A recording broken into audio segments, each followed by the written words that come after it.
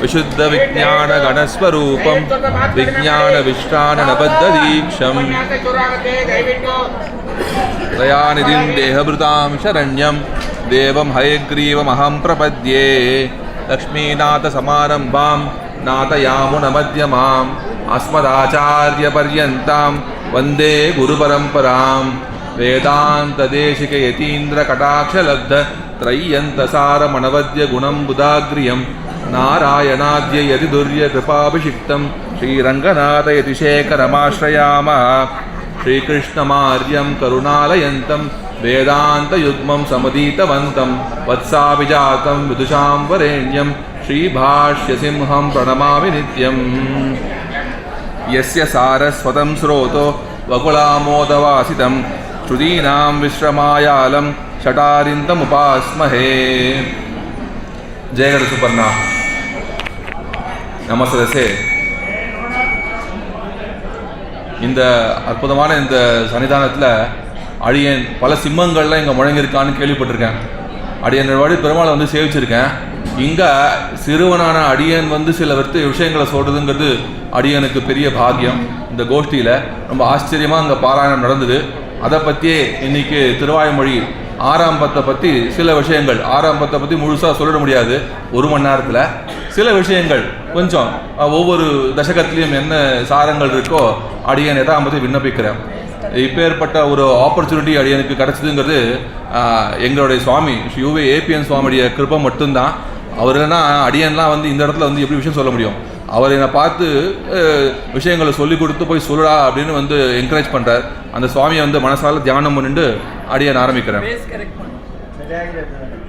இப்போது இந்த லோகத்தில் இருக்கக்கூடிய ஜீவர்களான நாம் பலவிதமான புருஷார்த்தங்களுக்கு ஆசைப்படுறோம். புருஷார்த்தங்கள்னால் என்ன அப்படின்னா, நாம் எதை அடையணும்னு ஆசைப்படுறோமோ, எதை அச்சீவ் பண்ணணும்னு நினைக்கிறோமோ அது புருஷார்த்தம், வேறு ஒன்றும் இல்லை இல்லையா? இந்த புருஷார்த்தங்கள் எத்தனை விதமானது அப்படின்னு சொன்னால் கணக்கு பண்ணிட முடியாது. இப்போ இந்த வருஷம் யார் என்ன அச்சீவ் பண்ணணும்னு ஆசைப்படுறான்னு ஒவ்வொருத்தராக கேட்டால் எத்தனை விதமான ஆசைகள் இருக்க முடியும்? ஒருத்தர் இந்த வருஷம் எனக்கு ப்ரொமோஷன் வரணும்னு ஆசைப்படுவா, இந்த வருஷம் நான் ஒரு வீடு கட்டணும், ஒரு அப்பார்ட்மெண்ட் வாங்கணும்னு ஆசைப்படுவா, எனக்கு குழந்தை பிறக்கணும்னு ஆசைப்படுவா, கல்யாணம் ஆகணும்னு ஆசைப்படுவா. எத்தனை விதமான புருஷார்த்தங்கள் இருக்குது, அது வந்து கணக்கு பண்ணி மாற முடியாது. ஆனால் மொத்தமாக இந்த புருஷார்த்தங்களை எடுத்து பார்த்து யார் எதை பற்றி ஆசைப்படுறா அப்படின்னு அதை கிளாஸிஃபை பண்ணால் ஒரு 3 விதமான கிளாஸிஃபிகேஷன்ஸ் வந்து நம்ம பெரியவாள்லாம் காட்டுறான். என்ன விஷயம்னா, இந்த சம்சாரத்தில் கர்மாவுக்கு அனுகுணமாக நமக்கு கிடைக்கக்கூடிய போக்கியங்கள் இருக்கு இல்லையா, அதாவது நம்ம அனுபவிக்கிற விஷயங்கள் எல்லாமே பிரகிருதி சம்பந்தமான அந்த அனுபவங்கள். அதையே மேலே மேலே இன்னும் அதில் இருக்கக்கூடிய உத்கிருஷ்டமான அந்த போகியங்கள் அனுபவிக்கணும் அப்படின்னு ஆசைப்படுறவா அவள் ஐஸ்வர்யார்த்தி அப்படின்றா. ஐஸ்வர்யத்தை விரும்புகிறவா. ஐஸ்வர்யம்னா என்ன அப்படின்னா, இப்போ அடியன் சொன்ன விஷயங்கள் எல்லாமே ஐஸ்வர்யம்தான். இந்த லோகத்தில் நமக்கு கிடைக்கக்கூடிய ஐஸ்வர்யங்கள். ஏன் நல்லா கோடீஸ்வரன் ஆகணும், ஏன் அம்பானி மாதிரி ஆகணும், அதானி மாதிரி ஆகணும், ஏன் இன்னும் எனக்கு வந்து மேலே இந்திரலோகத்தோடைய பதவி வேணும், தேவேந்திரன் ஆகணும், பிரம்மலோக பதவி வேணும் அப்படின்னு இப்படி ஆசைப்படுற எல்லா ஆசைகளும் ஐஸ்வர்யார்த்தம் தான். ஏன்னா பிரம்மலோகமும் சரி, அது வரைக்கும் எல்லாமே இந்த சம்சார மண்டலத்தில் இருக்கக்கூடியதான். சம்சாரத்தில் நம்ம கர்மாவுக்கு அனுகுணமாக நமக்கு கிடைக்கக்கூடிய பலன்கள் தான். அப்படி இருக்கக்கூடியவா சில பேர் இந்த மாதிரி வசந்த பலன்கள்லாம் வேணும் அப்படிங்கிறது ஆசைப்படுறவா. அவளாம் தான் ஆசைப்பட்ட பலன்களை அடைவதற்கு அவளுக்கு என்ன வழி, ஐஸ்வர்யார்த்திகளுக்கு என்ன வழி அப்படின்னா, நீ ஐஸ்வர்யார்த்தியாக இருந்தாலும் சரி எம்பெருமான் திருவடி ஆசிரியிச்சாதான் அதுவும் உனக்கு கிடைக்கும் அப்படின்னு கண்ணன் கீதையில் காட்டுறான். அப்போது அது ஒரு கேட்டகரி. ரெண்டாவது கேட்டகரி என்னன்னா, இல்லை இந்த ஐஸ்வர்யார்த்திகள் இவ ஆசைப்படுற பலன்லாம் ரொம்ப அல்பம், ரொம்ப அஸ்திரம், அது வந்து ரொம்ப டெம்பரரி அப்படின்னு நல்ல யாகங்கள் பண்ணி சொர்க்கலோகத்துக்கு போனால் மட்டும் என்ன ஆகுது, அங்கே ஒரு டைமர் வச்சுட்டு போக வேண்டியதாக இருக்குது. அங்கே போய் என்ன ஆகுது, க்ஷீணய புண்ணிய மத்தியலோகம் விஷந்தி அப்படின்னு உன்னுடைய புண்ணியம் 4 வாட்டி ரம்பைடைய டான்ஸையும் ஊர்வசி டான்ஸையும் பார்த்தோன்னா முடிஞ்சு போச்சு உன் புண்ணியம்னு கீழே தள்ளி விட்டுறா, கீழே வந்து பறக்க வேண்டியதாக போச்சு இல்லையா? அப்படி ஒரு பரிமிதமான பலன், அதாவது ஃபிக்ஸ் லிமிட்டடான பலனை தவிர்த்து அபரிமிதமானது இல்லை. இன்னொன்று, இந்த சம்சாரத்தில் எது அனுபவித்தாலும் துக்கம் கலந்துருக்கு. அதனால் இது வந்து அல்பம், அஸ்திரம். இதை விட இன்னும் சாஸ்வதமான பலன், இதை விட இன்னும் சுகமான பலன் ஒன்று இருக்குது தெரியுமா அப்படின்றா. அவள் என்ன அது அப்படின்னா, இந்த பிரகிருதி சம்பந்தம் இல்லாத நம்ம ஜீவாத்மா இருக்குது. நம்ம ஜீவாத்மா அப்படிங்கிறது அதான் அத்தியந்த மனுஸ்வரூபம், அட்டாமிக் அப்படின்னு சொல்கிறா. அப்படி நமக்குள்ள எல்லாருக்குள்ளேயும் இருக்கா நம்ம ஜீவாத்மா ஞானஸ்வரூபமா அத்தியந்தம் ஆனந்தமயமானதுதான். அதை அனுபவிக்கணும் அப்படின்னு ஆசைப்படுறா. அதை கண்ணன் அவர்களை ஜிக்ஞாசு அப்படின்னு சொல்றான், கைவல்யார்த்தின்னு. இந்த அனுபவம்ன்றது ரொம்ப வசதியா இருக்குமா, கண்ணனே கொண்டாடுறான். சுகம் ஆத்தியந்திகம் எத்தத் புத்தி கிராஹியம் அதீந்திரியம் அப்படின்லாம் கொண்டாடுறான். அது இந்த சம்சாரத்தில் நமக்கு கிடைக்கக்கூடிய எந்த அனுபவத்தையும் விட தன்னுடைய அந்த கைவல்ய அனுபவம் ஸ்வ ஆத்மானுபவம் அப்படிங்கிறது ரொம்ப வசதியாம். அப்படிப்பட்ட கைவல்யார்த்திகள் நான் என்னுடைய ஆத்மாவை அனுபவிக்கணும், அதுக்கு என்ன உபாயம், நான் என்ன பண்ணணும் அப்படின்னு கேட்டால் அவர்களும் எம்பெருமானதான் ஆசிரியக்கணுமா. ஏன்னா கண்ணன் சொல்கிறான், நீ ஓ ஆத்மான்னு நினைக்கிற, அது ஓ ஆத்மா இல்லை, அது என்னோட சொத்து, அதை நீ அனுபவிக்கணும்னு நினச்சா கூட என்னதான் ஆசிரியக்கணும் அப்படின்னு 2ஆம் அத்தியாயத்திலே காட்டுறான். தானி சர்வாணி சம்யம்ய யுக்த ஆசீத மத்பரஹா அப்படின்றான். அதாவது என்னுடைய அந்த திவ்யமங்கல விக்கிரகம் இருக்கு இல்லையா, அந்த கல்யாண குணங்கள் நிறைந்த திருமேனி, என்னுடைய திருமேனியை தியானம் பண்ணாதான் உன்னுடைய பாபங்கள் போய் உனக்கு சத்துவகுணம் மேலிட்டு உனக்கு அந்த உன் ஆத்மா உனக்கு புலப்படும், அப்போ தான் நீ ஆத்மாவை அனுபவிக்க முடியும் அப்படின்னு காட்டுறான். ஸோ இந்த உயர்ந்த புருஷார்த்தம் இவன் நினைக்கிற இந்த சுவாத்மானுபவத்துக்கும் எம்பெருமான் தான் வழி, அவன் தான் உபாயம். சரி, இதுதான் உலகத்திலேயே வசந்த புருஷார்த்தமா அப்படின்னா ஞானிகள் நன்கு ஆராய்ந்து எல்லா புருஷார்த்தங்களையும் அலசி பார்த்து இதெல்லாம் இருக்கிறதுலேயே வசந்த புருஷார்த்தம் எது அப்படின்னா எம்பெருமான் தான் வசந்த புருஷார்த்தம் அப்படின்னு நிர்ணயிக்கிறா. அப்படி நிர்ணயித்து அதை நோக்கி அதை ஆசைப்படுறவால கண்ணன் ஞானின்னு சொல்கிறான். அந்த ஞானிகள் எம்பெருமான அனுபவிக்கணும் அப்படின்னு ஆசைப்படுறாளே அவர்களுக்கு என்ன உபாயம் அப்படின்னு கேட்டால் எம்பெருமானை அடைவதற்கும் எம்பெருமான் தான் வழி அப்படிங்கிறதா இங்கே சாரமான விஷயம். எம்பெருமானை அடைவதற்கும் எம்பெருமான் தான் வழி. இதில் என்ன பெரிய ஆச்சரியம்னு நீங்கள் கேட்கலாம். இங்கே ஆச்சரியம் இருக்குது. அதாவது ஐஸ்வர்யத்தை அடைவதற்கு எம்பெருமான் வழி, கைவல்யத்தை அடைவதற்கு எம்பெருமான் வழின்னு சொல்கிறதுல பெரிய ஆச்சரியம் இல்லை. எம்பெருமானை அடைவதற்கும் எம்பெருமானில் தான் வழின்னு சொல்கிறதுல ஒரு யூனிக்னஸ் இருக்குது. என்னென்னா லோகத்தில் எப்போவுமே நம்ம டெஸ்டினேஷன் எது, அதை அடைவதற்கான மீன்ஸ் எது, ரெண்டுமே ஒன்றா இருக்காது. இப்போது அடியன் இங்கே இருக்கேன், இன்றைக்கி நைட்டு கிளம்பி அடியன் சென்னைக்கு போகணும் அப்படின்னு அடியனுக்கு ஒரு இருக்குது. அதான் இப்போ என்னோடய டெஸ்டினேஷன் என்ன, சென்னைக்கு போகணும். சென்னைக்கு போகிறதுக்கு அடியனுக்கு என்ன வழி எனக்கு அப்படின்னா இங்கேயே மெஜஸ்டிக் இருக்குது, போனோன்னா பஸ் ஏறணுன்னா சௌக்கியமாக கொண்டு போய் அடியனை சென்னையில் இறக்கி விட்டுருவான். அப்போ அடியன் டெஸ்டினேஷன் என்ன, சென்னை.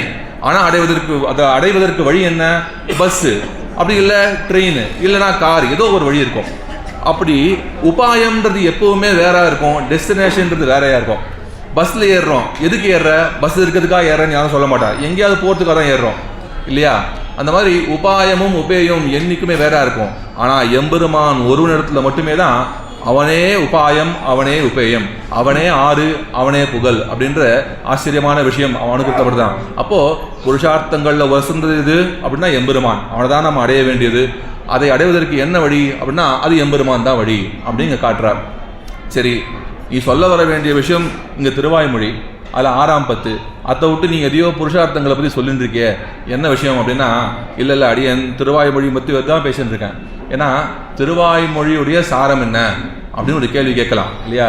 திருவாய்மொழி பக்தாமிருதம், விஸ்வ ஜனானுமோதனம், சர்வார்த்ததம், ஸ்ரீ சடகோப வாங்மயம், சஹஸ்ர சாகோபனிஷத் சமாகமம் அப்படின்னு சொல்கிறா இல்லையா. 1000 சாகைகளுடைய அந்த சாமவேதத்துக்கு சமமானது இந்த திருவாய்மொழி அப்படின்ற அப்பேற்பட்ட பெருமையுடையதுன்னு கொண்டாடுறா. அப்படி கொண்டாடப்படும் இந்த திருவாய்மொழிய சாரம் என்ன, 1000 பாடல்கள் இருக்குன்றா. வான்திகழும் சோலை முதலரங்கர் வன்புகழ் மேல் ஆன்ற தமிழ் மறைகள் 1000 அப்படின்னு 1000 பாடல்களை உடைய இந்த திருவாய்மொழி. 1000 பாட்டு இருக்கு. அது ஒவ்வொன்றுத்தையும் நம்ம பூர்வாச்சாரியர்கள் எப்படியோ கொண்டாடுறா, மூழ்கி தொலைக்கிறா, விஸ்தாரமாக வியாக்கியானங்கள் பண்ணிட்டே போயிருக்கா. இந்த திருவாய்மொழி முழுதையும் நம்ம அனுபவிக்கணும்னா ஒரு புருஷ ஆயுசு இல்லை, பல ஜென்மாக்கள் எடுத்தாலும் போதாது. ஆனால் எனக்கு அதுக்கெல்லாம் டைம் இல்லை, எனக்கு 1 லைன் சம்மரி வேணும். சொல்ல முடியுமா? திருவாய்மொழி 1000 பாட்டாலும் நம்மாழ்வார் சொல்ல வந்த கீ மெசேஜ் என்ன நமக்கு சொல்ல முடியுமா அப்படின்னா முடியும்னு சொல்லக்கூடிய ஒரே ஆச்சாரியன் அடியனுக்கு தெரிஞ்ச வரைக்கும் சுவாமி தேசிகன். திருவாய்மொழி 1000 பாட்டுக்கும் ஒரே ஒரு கீ மெசேஜ் சொல்கிறேன் அப்படின்னு சொன்னார். என்ன அந்த கீ மெசேஜ்னா இப்போ அடியன் சொன்ன விஷயம்தான், எம்பெருமானை அடைவதற்கு எம்பெருமானே உபாயம் அப்படின்ற இந்த ஒரு மெசேஜை கொடுக்கத்தான் நம்மாழ்வார் 1000 பாடல்களை பாடிருக்க அப்படின்னு சொல்கிறார். எங்கே சொல்கிறார் அப்படின்னா, தேவஸ்ரீமான் ஸ்வசித்தேகே கரணமிதி வதன்னு ஏகமர்த்தம் சஹஸ்ரே அப்படின்னு, ஏகமர்த்தம் சஹஸ்ரேன்னு 1000 பாடல்களுடைய ஒரே அர்த்தம் என்ன? தேவஸ்ரீமான் ஸ்வசித்தேகே கரணம் அப்படின்னு, எம்பெருமானை அடைவதற்கு ஸ்ரீமானான ஸ்ரீயப்பத்தியான எம்பெருமான் அவனை அடைவதற்கு அவனே உபாயம் அப்படின்னு. இதுதான் திருவாய்மொழியுடைய சாரம் அப்படின்னு சொல்லி இது ஆரம்பிக்கிற அடியன். சரி, திருவாய்மொழியோட சாரம் ஆயிடுத்து. நீ சொல்ல வேண்டிய விஷயம் 6ஆம் பத்தாச்சே, அதோட விஷயம் என்ன? அதுக்கும் இந்த திருவாய்மொழி சாரத்துக்கும் என்ன சம்பந்தம் அப்படின்னா, ஒரு சம்பந்தத்தை கொடுக்க அடியன் முயற்சி பண்ணுறேன். இப்போ எம்பெருமான் உபாயம்னு இவ்வளோ நேரம் நான் திரும்ப திரும்ப சொல்லிட்டேன். எம்பெருமான் எப்படி உபாயமாகறான்? எப்படி உபாயமாகறான் அப்படின்னா, அதுக்கு நம்ம சுவாமி தேசிகன் காட்டுறார், பூர்வாச்சாரியெல்லாம் காட்டுறா. அவன் சித்தோபாயனா இருக்கான் அப்படின்னு சொல்கிறான். எம்பெருமான் நமக்கு சித்தோபாயன் அப்படின்னா என்ன அர்த்தம் அப்படின்னா, எம்பெருமான் தன்னை அடைவதற்கு சாஸ்திரங்களில் நமக்கு சில வழிகளை காமிச்சிருக்கான். பக்தி யோகம் அப்படின்னு ஒரு வழி, பிரபத்தி, அது பக்தியை செய்ய முடியாதவர்களுக்கு பிரபத்தின்னு ஒரு வழியை காமிச்சிருக்கான். இந்த சாஸ்திரத்தில் சொல்லக்கூடிய இந்த வழிகள் இருக்கே, அப்போ இது உபாயமா எம்பெருமான் உபாயமா அப்படின்னு ஒரு கேள்வி வருது இல்லையா? எம்பெருமான் உபாயம் சொல்லிட்டு அப்போ பிரபத்தி வழி இல்லையா அப்படின்னு ஒரு கேள்வி வருது இல்லையா? அப்போ அது எப்படின்னா ரொம்ப சிம்பிள், அது ரொம்ப குழப்பிக்க வேணாம். என்ன விஷயம் அப்படின்னா, இதை உபநிஷத்தில் தெரிஞ்சு சொல்கிறா. அதாவது எம்பெருமான் யாரை விரும்புகிறான், எம்பெருமானை யார் அடைய முடியும் அப்படின்னா, யமைவேஷ விருணுதே தேன லப்யா அப்படின்னு உபனிஷத், கடோபனிஷத் சொல்கிறது. அதாவது பரமாத்மாவை யார் அடைய முடியும் அப்படின்னா, அந்த பரமாத்மா யாரை விரும்புகிறானோ அவன்தான் பரமாத்மாவை அடைய முடியும்னு. இதோட ரொம்ப போச்சு, பெருமாள் யாரை விரும்புவோம் நமக்கு என்ன தெரியும்? அப்போ நம்ம எப்படி இதை அப்ரோச் பண்ணுறதுன்னு தெரியலையே அப்படின்னா, அது ஒன்றும் பெரிய கஷ்டம் இல்லை. எம்பெருமான் நமக்கு கொடுத்திருக்கிற சாஸ்திரத்தில் கொடுத்திருக்கக்கூடிய அந்த சாத்தியோபாயங்களான இந்த பக்தி இல்லை பிரபத்தி, இதை அனுஷ்டித்தால் அதனால் மனம் கவரப்பட்ட எம்பெருமான் நமக்கு தன்னையே கொடுப்பான், மோட்சத்தை கொடுப்பான் அப்படிங்கிறது இதோட அர்த்தம். ஸோ பிரபத்தி உபாயம் சொன்னாலும் தப்பு இல்லை, எம்பெருமானே உபாயம் சொன்னாலும் தப்பு இல்லை. பிரபத்தி எப்படி உபாயமா இருது? பிரபத்தி நமக்கு மோட்சத்தை கொடுக்குமா அப்படின்னா நிச்சயம் கொடுக்காது. அது கன்ஃபியூஸ் பண்ணிக்கவே வேணாம். பிரபத்தி மோட்சத்தை எப்படி கொடுக்கும்? பிரபத்தி அதனால மனம் வசீகரிக்கப்பட்ட எம்பெருமான், மனம் கவரப்பட்ட எம்பெருமான், சந்தோஷப்பட்ட எம்பெருமான், அவன் நமக்கு மோட்சத்தை கொடுக்குறான். அவன் சந்தோஷப்படணும்னா அவன் சொன்ன உபாயங்களை நம்ம அனுஷ்டிக்கணும் அப்படிங்கிறதான் இங்கே சாஸ்திரார்த்தம். இப்படி பக்தி பிரபத்தின்னு 2 விதமான சித்தோபாயங்கள் இருக்குன்னு சொல்கிறா. அதை நாம இதை அனுஷ்டிக்க முடியும் அப்படின்னா, இது அடியன் ஒன்றும் பெருசாக எக்ஸ்பிளைன் பண்ண தேவையில்லை. பக்தி ஆதோ சக்தி பாவகா அப்படின்னு சுவாமி தேசிகன் ரொம்ப அழகாக காட்டுறார். பக்தி பண்ணணும் அப்படின்னா அதற்கு தேவையான அதிகாரம் உனக்கு இருக்கணும், அதற்கேற்ற திரைவர்ணிக குலத்தில் ஆணா பிறந்திருக்கணும், அப்புறம் அதுக்கு தேவையான ஞானம் இருக்கணும், சக்தி இருக்கணும். இது எதுவுமே நமக்கு இல்லையே. அப்புறம் பல ஜென்மாக்கள் தொடர்ந்து அதை அனுஷ்டிக்கணும், அதற்கான அந்த கால விளம்பத்தை பொறுத்துக்கக்கூடிய அந்த பொறுமை இருக்கணும். இதில் ஏதாவது உனக்கு இருக்கா? இருக்கு, இல்லை. இந்த 4 கேட்டகரியில் ஒன்று இல்லைனா கூட உன்னால் பக்தி அப்படின்ற அந்த யோகத்தை பண்ண முடியாது. அப்போ நீ என்ன பண்ணணும் அப்படின்னா, எனக்கு பக்தி செய்வதற்கு அருகதை இல்லை அப்படின்னு தெளிந்து அந்த பிரபத்தி அப்படின்ற சுதந்திர பிரபத்தியை பண்ணணும்.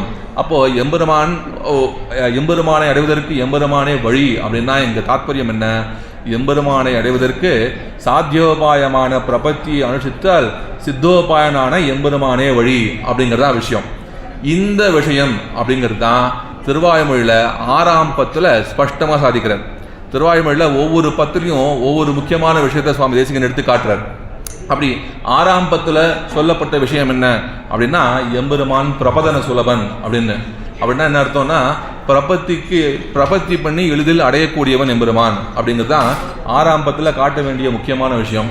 அதை எங்கே கனெக்ஷன்னா, எம்பெருமானே வழி அப்படிங்கிறது எப்படி வழினா, இந்த பிரபத்தினால் சுலபமாக அடையப்படக்கூடிய எம்பெருமான் வழி அப்படிங்கிறது தான் இந்த 6ஆம் விஷயத்துக்கு இருக்கக்கூடிய சங்கதி.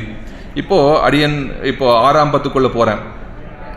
6ஆம் பத்து ஆழ்வார் அவருடைய மனநிலை என்ன அப்படிங்கிறத நம்ம அவசியம் புரிஞ்சுக்கணும். ஆழ்வார் எப்படி இருக்கார் அந்த சமயத்தில் அப்படின்னா, விரகதாபம் முத்தி போய் இருக்கார். அப்போ ஆழ்வார் மனசு எம்பெருமான அடையணும்னு இயங்கி எம்பெருமானோடு ஒரு சம்ஸ்லேஷம், ஒரு கூடல் அவனுக்கு வேணும்னு கேட்டுட்டு இருக்கான். எப்போலேருந்து கேட்டுருக்கார் ஆழ்வார் அப்படின்னா, 5ஆம் பத்தில் 7ஆம் தசகம், அது நோட்டு நோன்பிலேன் அங்கிருந்து கேட்குறார். பெருமாளோட சரணாகதி பண்ணுறார். நோட்டு நோன்பிலேன் சரணாகதி. எம்பெருமான் தன்னுடைய சம்ஸ்லேஷத்தை கொடுக்கல. அதுக்கப்புறம் 6ஆவது அந்த பதிகத்திலையும் எம்பெருமான் தன்னுடைய அவர் கேட்ட சம்ஸ்லேஷத்தை கொடுக்கல. அதன் பிறகு மானைய நோக்கு. அதுக்கப்புறம் கடைசியாக 5ஆம் பதிகத்தை எப்படி முடிக்கிறார்? பிறந்தவாறும் வளர்ந்தவாறும் அப்படின்னு கிருஷ்ணானுபவம் பண்ணி முடிக்கிறார்.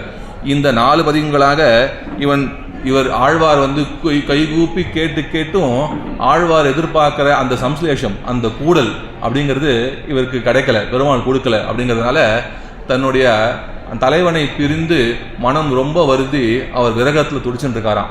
அப்படி விரகம்ன்றது ரொம்ப முத்தி போய் ஆழ்வாருக்கு நாயிகா பாவம் வந்துடுது. இப்போ அவர் பராங்குச நாயக்கி ஆயிட்டார். அப்படி இருக்கக்கூடிய நிலைமை இங்கே ஆழ்வாருக்கு இப்போ ஆரம்பத்தினுடைய ஆரம்பத்தில் அவர் நிலைமையை எப்படி சொல்றா அப்படின்னா, ஏற்கனவே தலைவனோடு அதாவது எம்பெருமானோடு கலந்து நன்கு பரிமாறின ஒரு நாயகி ஒருத்தி இப்போ அவளை பெருமாளை பிரிஞ்சிருக்கா, அந்த விரகத்தாகம் தாங்க முடியாமல் இருக்கா அப்படிங்கிறத இங்கே வந்து அவதாரிகளை சொல்றா. என்ன அது எப்படி புரிஞ்சுக்கணும் லௌகிக்கமா அப்படின்னு ஒரு எக்ஸாம்பிள் சொல்றேன் அடியேன். இப்போ ஒரு புதுசாக கல்யாணமான கப்பல் இருக்கா.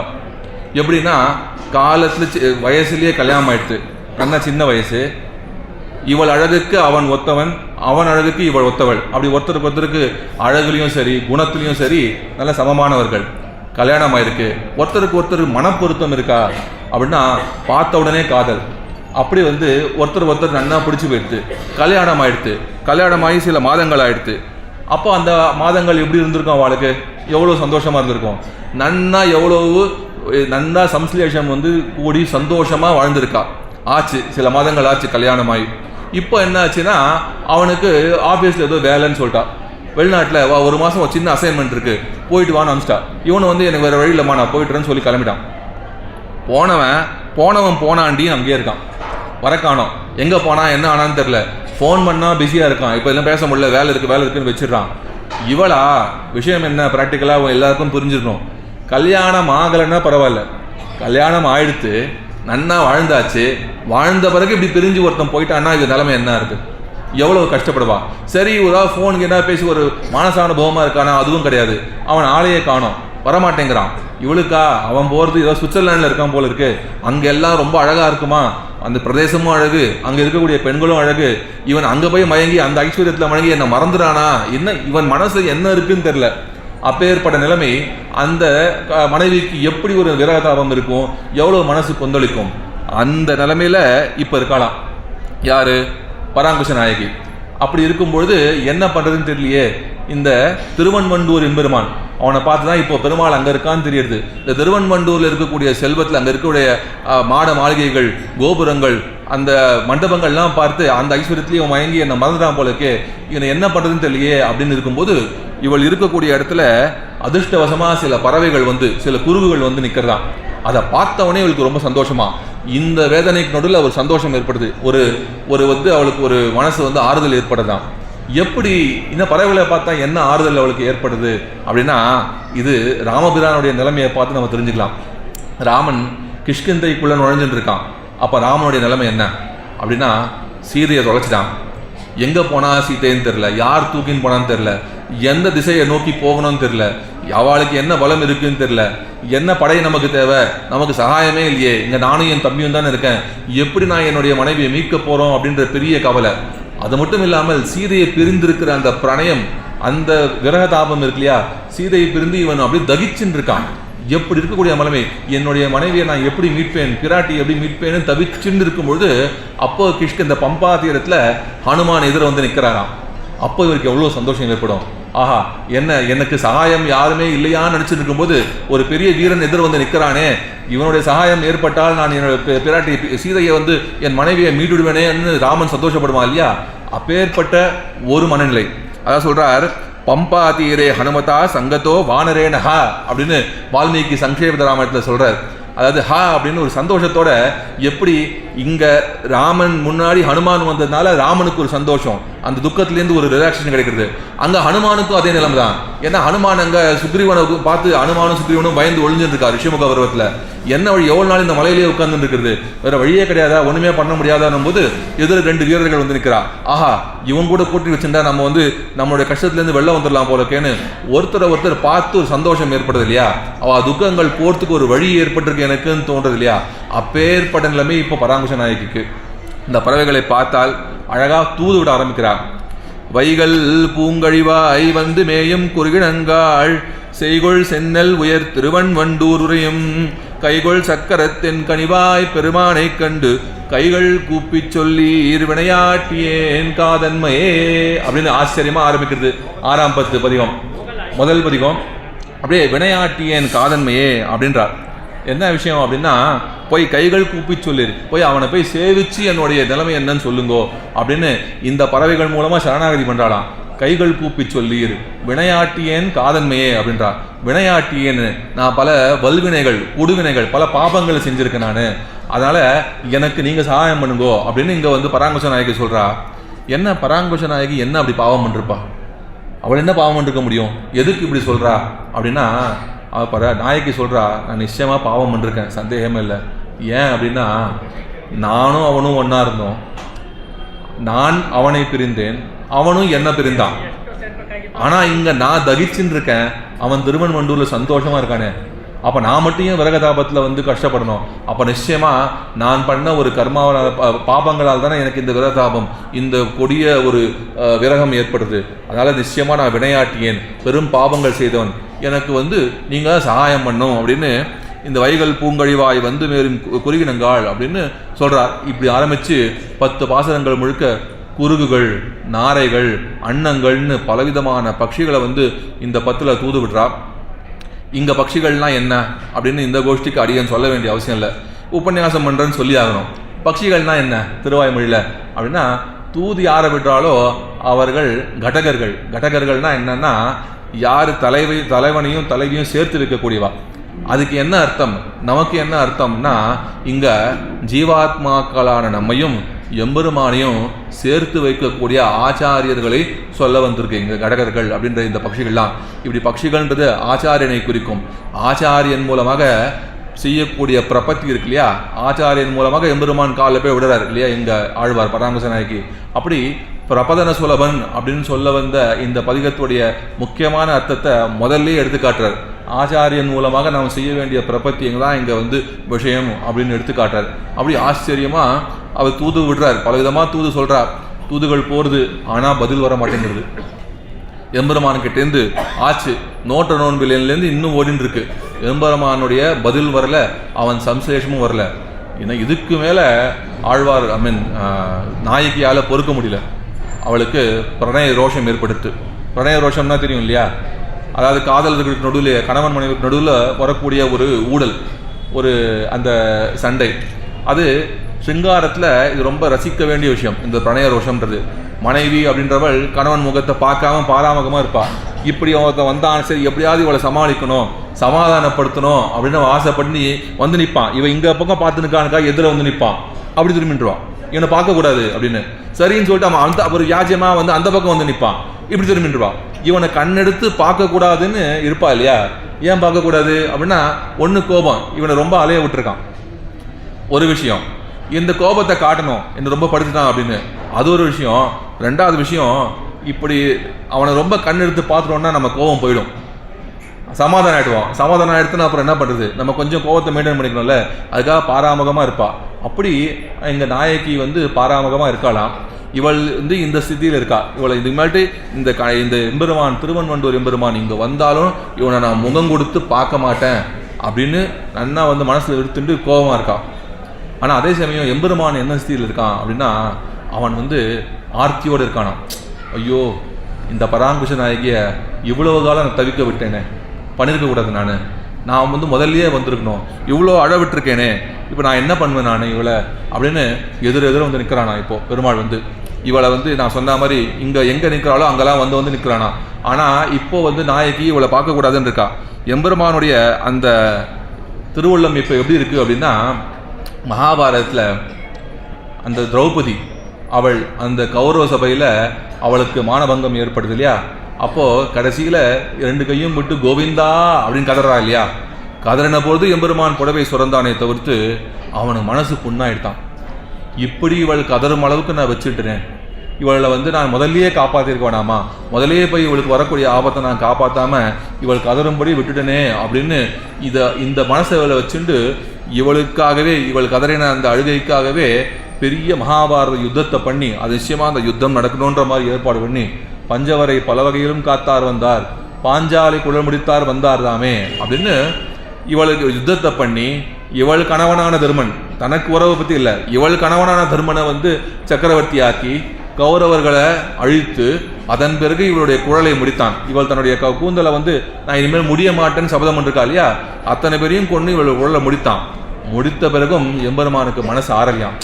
என்ன இருந்தாலும் இந்த திரௌபதிக்கு நான் கடன் பட்டேனே, நான் சீக்கிரம் வந்துருக்கணும், அவ்வளோ லேட் பண்ணக்கூடாது.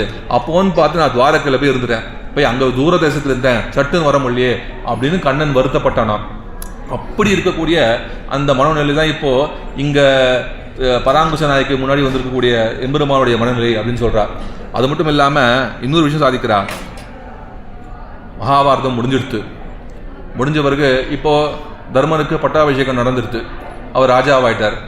அடுத்து உத்தராயண புண்ணிய காலம் வரப்போகுது, இதே சமயம்தான் உத்தராயண புண்ணிய காலம் வரப்போகுது இல்லையா. இப்போ வந்துடுத்துன்னா அங்கே யாரு அது உத்தராயண புண்ணிய காலத்துக்காக வெயிட் பண்ணிருக்கா? உத்தராயணத்துக்கு வெயிட் பண்ணக்கூடியவர் யாருன்னா பீஷ்மர். அவர் அங்கே அம்பு படுக்கையில் குருக்ஷேத்திரத்திலே படுத்துட்டு இருக்கார்.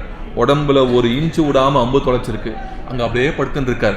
உடம்பு முழுக்க ரணம் வலி. அந்த வழியில் எப்படி இருக்காருன்னா, அணைய போகிற விளக்கு எப்படி எரிஞ்சுட்டு இருக்குமோ இன்னும் ஒரு அடுத்த நிமிஷம் அழைய போகிறது அப்படி எரிஞ்சுட்டு இருக்காராம். அப்பேற்பட்ட அந்த பீஷ்மர் அந்த சமயத்தில் கண்ணனையே தியானம் பண்ணிருக்கார். அப்படி இருக்கார். அப்போது கண்ணன் தர்மனை பார்க்க அவன் கூட பேசிட்டு இருக்கான். அங்கே வந்து சபையில் பேசிட்டு இருக்கும்போது தர்மன் எது பேசினாலும் ரொம்ப அட்டன்டிவாக கண்ணன் கேட்பான். ஏன்னா தர்மஸ்வரூபன் இல்லையா அவன். அப்படி கேட்டுட்டு இருந்த கண்ணன் இப்போ மட்டும் தர்மன் பேசுகிறான், எதையோ சொல்லிட்டு இருக்கான். ஆனால் அவர் மனசு கண்ணன் எங்கேயோ யோசிச்சுட்டு இருக்கார்.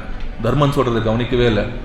என்ன கண்ணா, நான் சொல்கிறது உன் மனசில் ஏறவே இல்லையா? நீ எதையோ யோசிச்சுட்டு இருக்கியே, என்ன பிரச்சனை அப்படின்னு தர்மன் கேட்கும்பொழுது சொல்கிறான்.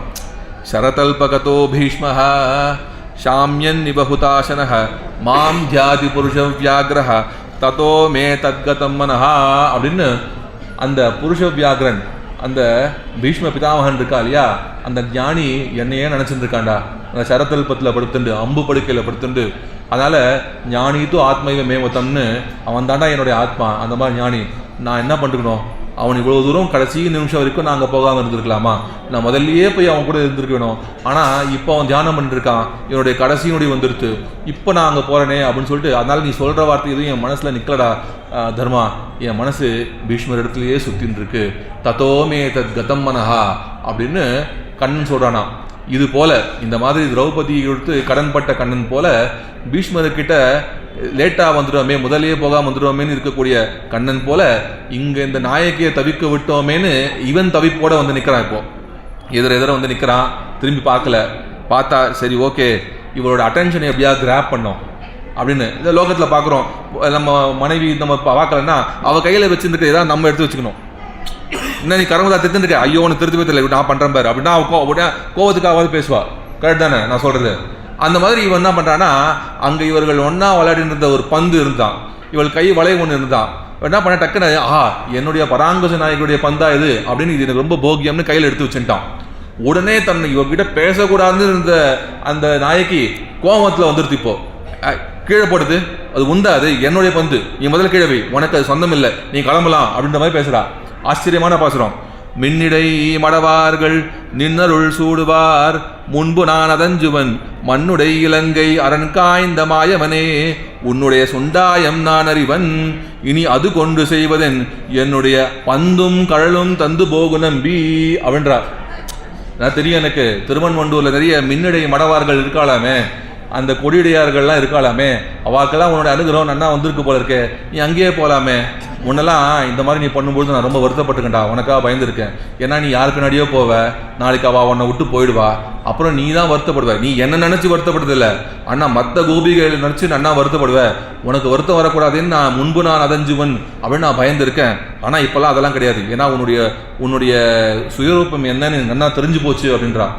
பெருமாள் சொல்கிறான், என்னம்மா சுயரூபம், என் மனசில் ஒன்றை தவிர்த்து யாருமே இல்லையே அப்படின்றா.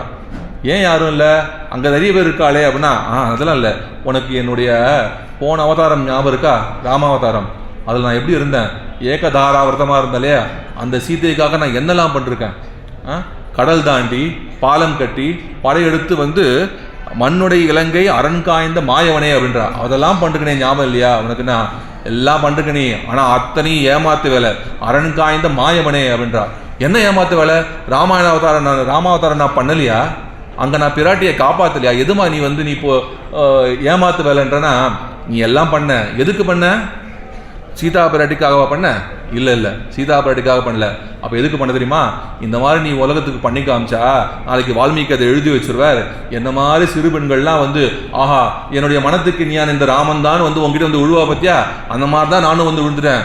நீ மாயன், நீ ஏமாத்துக்கு காரன், உன்னுடைய சுண்டாயம் நான் இதுவேன்னு நீ என்ன மாதிரிலாம் விஷமம் பண்ணுவ, என்ன மாதிரிலாம் கிருத்திரிமங்கள் பண்ணுவ, நீ எப்படிலாம் எல்லாரும் ஏமாத்துவன்னு எனக்கு தெரியும். இப்போ அதை பற்றி எனக்கு கவலை இல்லை. இது என்னுடைய பந்து, என்னுடைய கடல், அதை வச்சுட்டு போனி நீ கிளம்பலாம் அப்படின்றா.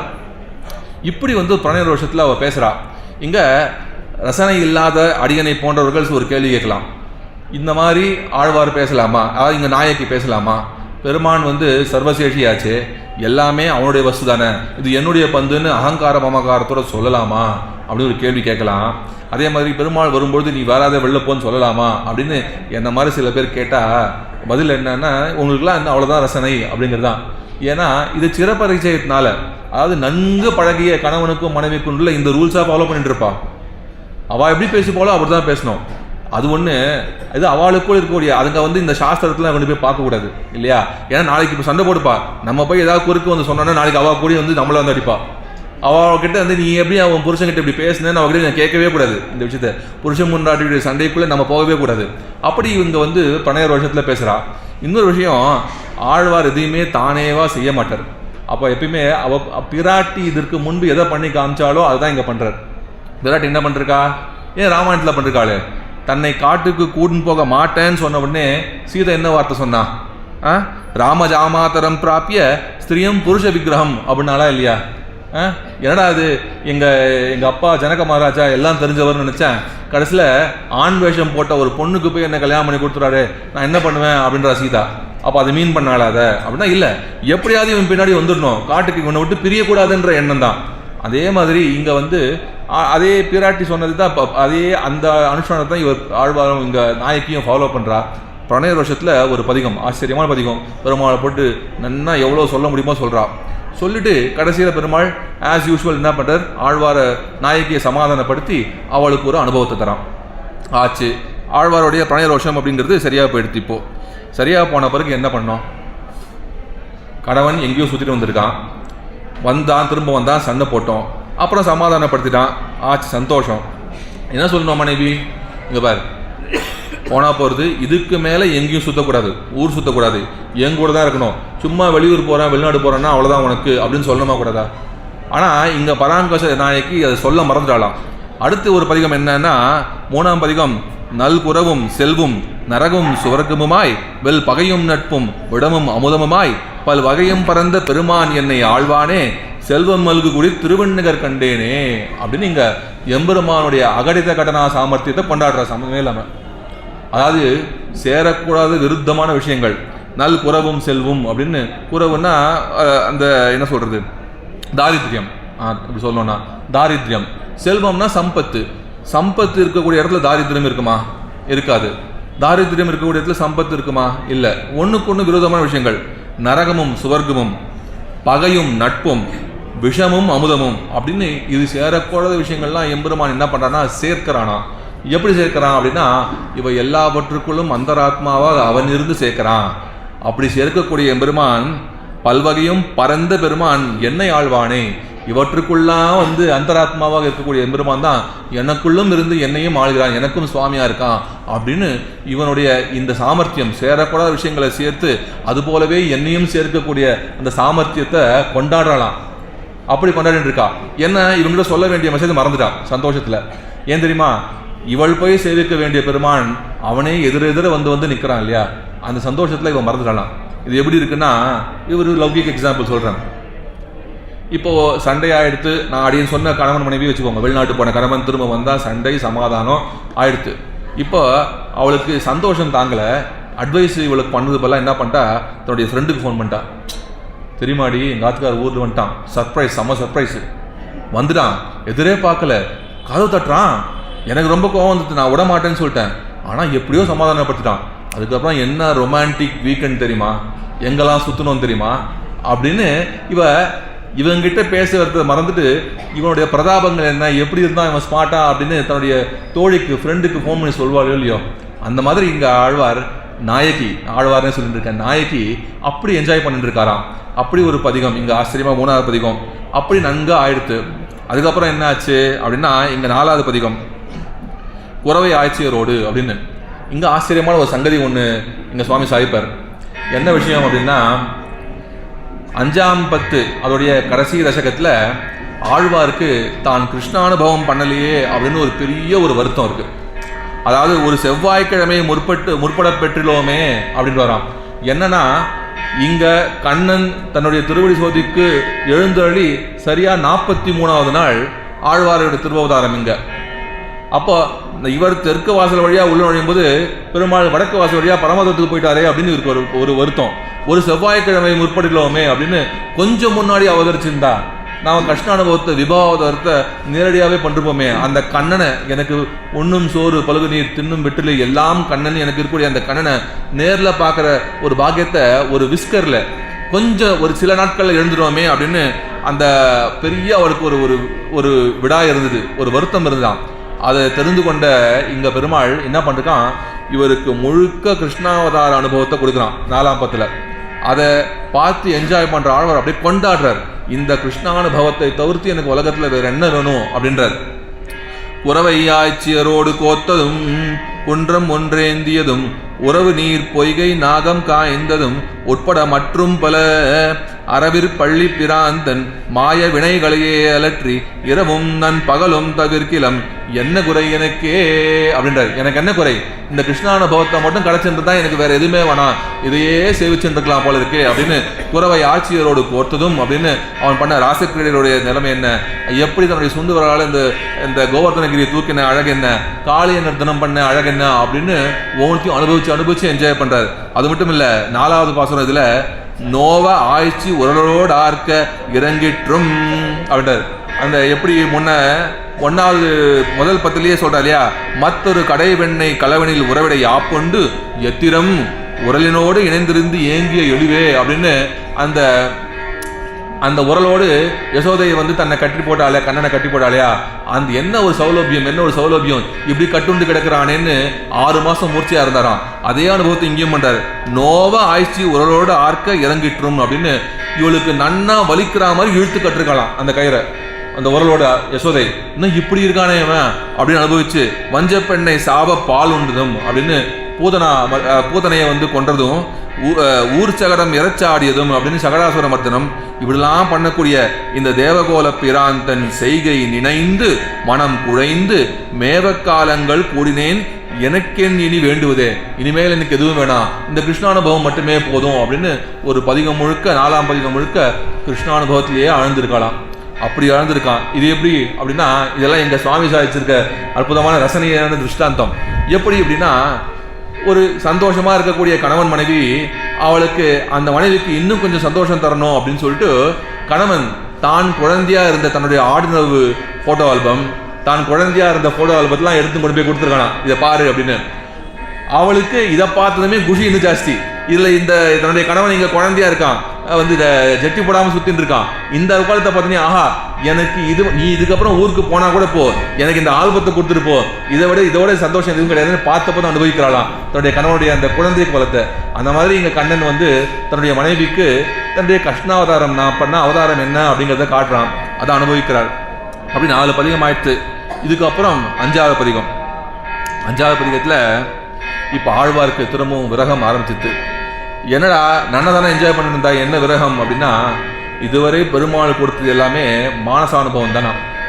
அப்படின்னா என்ன அனுபவத்தை மனசுல கொடுக்குறான். என்ன கிருஷ்ணானுபவம் வந்தது, ரொம்ப சந்தோஷம் எல்லாம் சரி. அந்த பாக்கிய சம்சேஷன்றது கிடைக்கலையாம். என்ன அர்த்தம்னா நேரில் என்னை கட்டி பிடிக்கலையாம், அதான் விஷயம். கட்டி பிடிக்கல, பெருமாள் தன்னுடைய திருமொழி தன்னோட சேரலை. அந்த அனுபவம் எப்போலேருந்து கேட்டுட்டு இருக்கார், கிடைக்கல.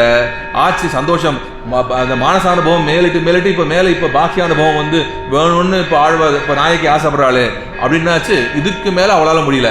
இந்த விரகம் முத்தி போய் அவள் பேச்சு மூச்சு இல்லாமல் இருக்கா. இப்போ என்ன ஆறுது அப்படின்னா, இப்போ யாரை நினச்சி இவ இயங்கின்னு இருக்கா அப்படின்னா, தொலைவில்லி மங்கலம் அப்படின்னு இங்கே ஆழ்வார் திருநகரி பக்கத்தில் இருக்கக்கூடிய அந்த நவதிருப்பதியில் ஒரு அற்புதமான திவ்யதேசம். அந்த தொலைவில்லி மங்கலத்தில் இருக்கக்கூடிய பெருமாளை நினச்சி இவள் அப்படி இருக்காளாம், விரக தாபத்தோடு கஷ்டப்பட்டுருக்கா. இப்போ அவள் தாயார் இருக்கா இல்லையா, பராங்குச நாயக்கிற தாயார், இவளை பார்த்து என்ன இப்படி இருக்காளே, இவளை காப்பாற்றவே முடியாதா அப்படின்னு வருத்தப்படுறா. இவள் வருத்தப்படுறதை பார்த்து தோழி, இங்கே வந்து பராங்குச நாயகியும் இருக்கா, அவள் தாயார் இருக்கா, தோழியும் இருக்கா. தோழி சொல்றா, இதுக்கெல்லாம் காரணம் நீதானே. சின்ன வயசுல என்ன நடந்திருக்குன்னா, இங்க வந்து பராங்குச நாயகி அவதாரம் பண்ணாலாம். அவதாரம் பண்ண உடனேவே என்ன ஆச்சு, ஒரு ஜோசியரை கூட்டு வந்து இந்த பொண்ணுடைய பாக்கியமெல்லாம் எப்படி இருக்கு, ஜாதகம் எழுதுங்கோ, கனி சொல்லுங்க, எப்படி நல்ல பையன் கிடைப்பானா, இவளுக்கு நல்ல வாழ்க்கை இருக்குமா, இதெல்லாம் பார்த்து சொல்லுங்கோ அப்படின்னு இந்த காலத்தை மாதிரியே அந்த காலத்தை அங்கே பராங்குச நாயகியுடைய தாயார் பண்ணிருக்கா. பார்த்தவள் ஜோசிக்காரன் பார்த்தான், எல்லாம் நன்னா இருக்கு, எம்பெருமானாலேயே அங்கே இவளுக்கு மயர்வர மதிநலம்லாம் இவள் அருளப்படுவ, இவளுக்கு ஞானம்ன்றது அப்படி வந்து பெருமானாலேயே கிடைக்கும், பல பாடல்கள் பாடுவா, நம்மலாம் உஜ்ஜீவ வைக்கிறதுக்கு எல்லாம் சரிதான், ஆனால் ஒரே ஒரு மரண கண்டம் இருக்கு இவளுக்கு அப்படின்ட்டார். ஒரு கண்டம் இருக்கு இவள் வாழ்க்கைக்கு, அது அந்த கண்டத்தை மட்டும் இவள் தப்பிக்கணும், தப்பிச்சா அவன் நன்னா இருப்பா அப்படின்ட்டான். உடனே அம்மா பயந்துடா, என்ன மரண கண்டமா, குழந்தைக்கா என்ன கண்டம் அப்படின்னா, இங்க பாருங்க ஒரே ஒரு விஷயம், இவளுக்கு கண்டம் எங்கன்னா தொலைவில்லி மங்கலம் அப்படின்னு திவ்ய தேசத்துலாம் கண்டம். நீங்க எக்காரண கொண்டும் என்ன ஆனாலும் தொலைவில்லி மங்கலத்துக்கு போகக்கூடாது, கூட்டின்னு போய் இந்த குழந்தைய அங்கே சேவிக்க கூடாது. சேவிச்சானா அப்புறம் இந்த குழந்தை உங்களுக்கு கிடைக்க மாட்டா, அங்க விழுந்தவ தான் எழுந்திருக்க மாட்டா அப்படின்னு சொல்லிட்டாலாம். இது என்னடா வம்பா போச்சு அப்படின்னு சொல்லிட்டு, என்ன இருந்தாலும் தொலைவில்லி மங்கலம் எம்பெருமான் இவாளுக்கு குலதெய்வம், எப்படி குழந்தைய கூட்டு போகாமல் இருக்க முடியும் அப்படின்னு, சரி பரவாயில்ல என்ன இருந்தாலும் அப்படின்னு சொல்லிட்டு கூட்டு போயிட்டா. இவள் குழந்தையா இருக்கும் போதே கூட்டு போயிட்டா. கூட்டு போய் என்னாச்சு, இவள் சொன்ன மாதிரி ஆயிடுத்து. அவ பாசுரம் பாடுறா, தோழி குழையும் வாழ்முகத்து ஏழையை தொலைவில்லி மங்கலம் கொண்டு புக்கு. நீ தானே பண்ண, நீதான் உன் பொண்ணை போய் சின்ன பொண்ணா இருக்கும்போது ஏழையை தொலைவில்லி மங்கலம் கொண்டு புக்கு கொண்டு போய் விட்டாங்க. அவங்க போய் என்ன பண்ண, வெறும் கொண்டு போய் விட்டா கூட பரவாயில்ல, இழை கொள் சோதி செந்தாமரை கண்பிரான் இருந்தமை காட்டி நீர் அப்படின்னு அங்க பாரு, அவன் தான் அந்த செந்தாமரை கண்ணன், தொலைவில்லி மங்கலத்தில் இருக்கான் பத்தியா அரவிந்தலோசனன், அவன் தான் அது பாரு அப்படின்னு சொல்லி போய் காட்டுறா. என்னைக்கு அந்த பெருமாளை பார்த்தாலோ அன்னைக்கே இவன் மனசு பைத்தியம் ஆயிடுத்து.